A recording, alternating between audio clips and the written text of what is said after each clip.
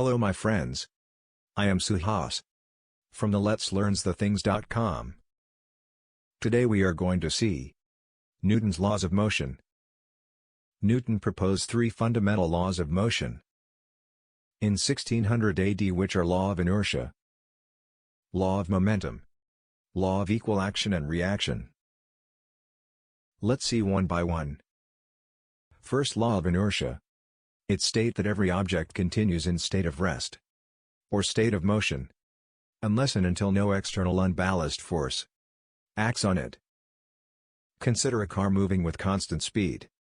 In this acceleration of car is zero, or such motion is called as non-accelerated motion, or car at rest position.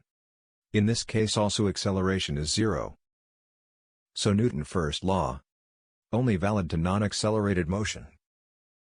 This tendency of object to remains in their state of rest, or state of motion, is called as inertia. Next, Newton's second law, that is law of momentum. It states that the magnitude of force applied on object is directly proportional to the rate of change of momentum where both are in same direction. In this case the velocity of objects should be increase or decrease. So acceleration should be positive or negative. If velocity increases, that is acceleration is in direction of velocity, which is positive.